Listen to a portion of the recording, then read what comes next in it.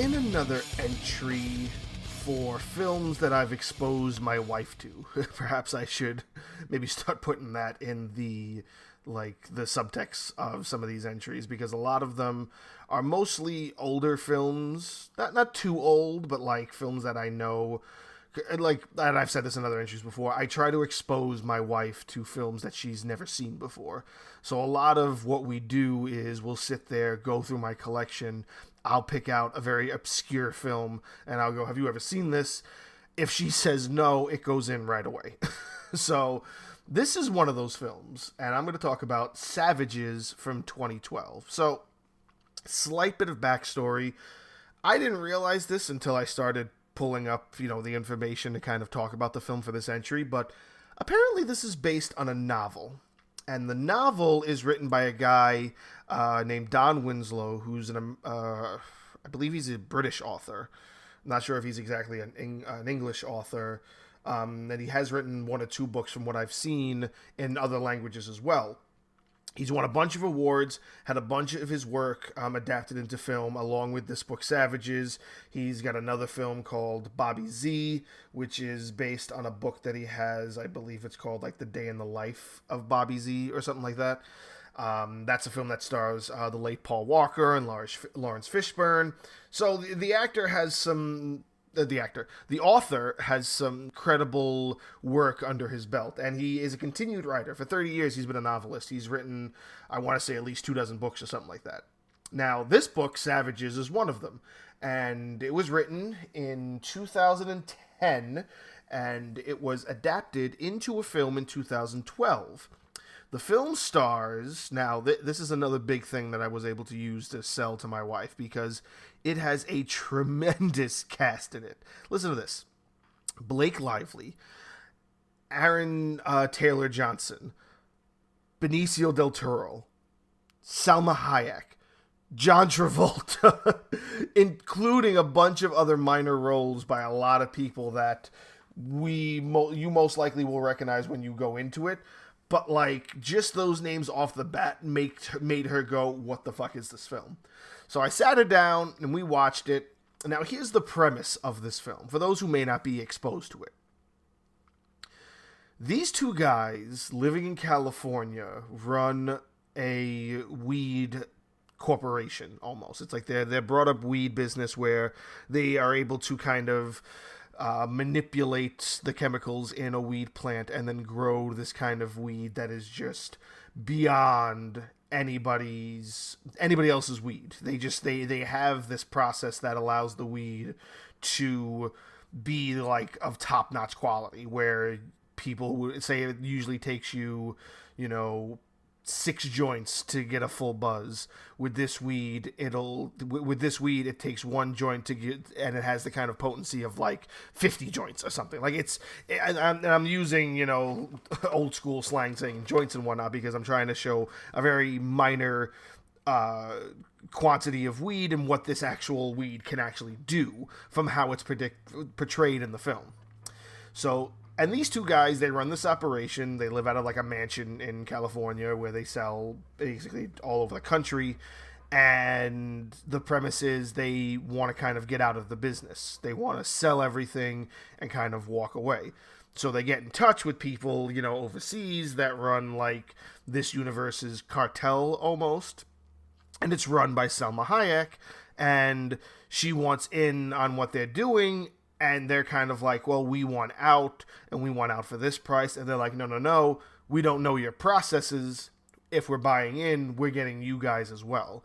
And they're kind of against that in a way, and they want to kind of like scheme their way out of it and try their best to not be involved in the business anymore. And now here's the kicker.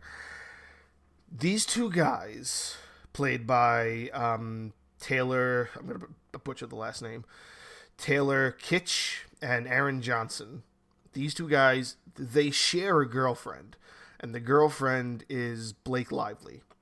And it's like a love triangle that they're comfortable with being like, okay, yes, we both love her, and she loves both of us equally. And it's kind of weird how they able to make this dynamic work and it immediately kind of draws people back. Like, what? Like, this is it's basically polyamory, if I'm saying that word correctly. Polyam. It's not polygamy. It's not polygamy. It's the other one. I believe it's pronounced polyamory. So that's basically what they're living in, which is a person being quote unquote married to more than one person, even though they aren't really married. They're kind of just like, yeah, I'm a university student and I love both of these dudes, so I let them both bang me. And now here's the thing. It's never at the same time.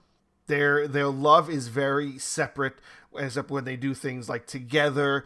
They don't really like sit around and like have their way with each other together. They kind of do everything kind of separately almost.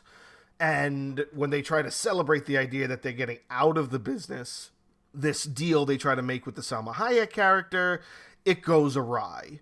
And that's basically what this story is. And it's the story of how you have these two factions, this little company built on, chemistry and marijuana in California, United States, is going up against this world-renowned cartel in the marijuana and drug business to try to see who can kind of manipulate who in a way.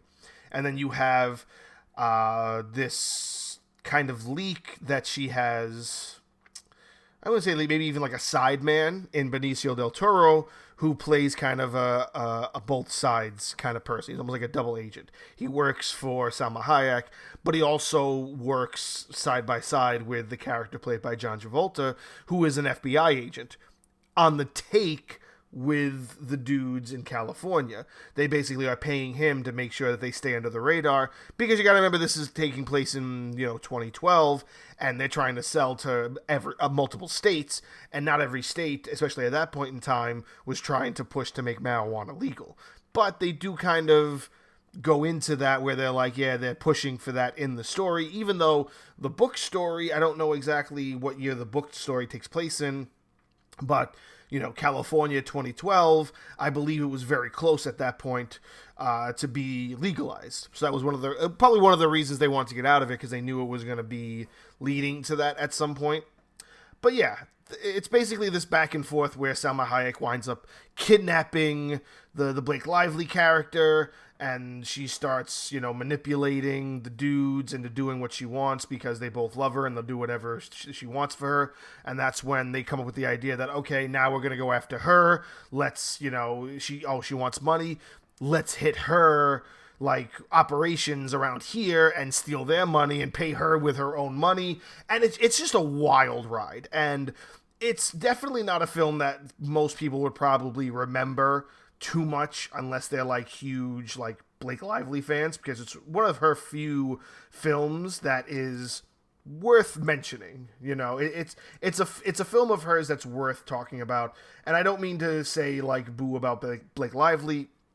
I think Blake Lively is a great actress. I just feel like there aren't many films out there that kind of stick out for her in a way. Besides this film, the only other one that really comes to mind for me is The Shallows, which was the shark film from like 5 years ago. I thought The Shallows was fantastic. But, she's also done films like Accepted with Justin Long. Most people don't remember that film. You know what I'm saying? I believe she was something in the Sisterhood of the Traveling Pants films. I think she did something with. And I think she's done something as recently as The Rhythm Section, which I haven't sat with yet. It doesn't look like something that's interesting to me. But I might, just because, it's a film that is on my list. It's just not up there. You know what I mean? So it is a great Blake Lively film. It's also a great Aaron Taylor Johnson film.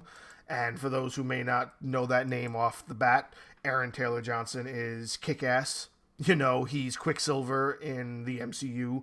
He's done a lot, and he is a tremendous actor.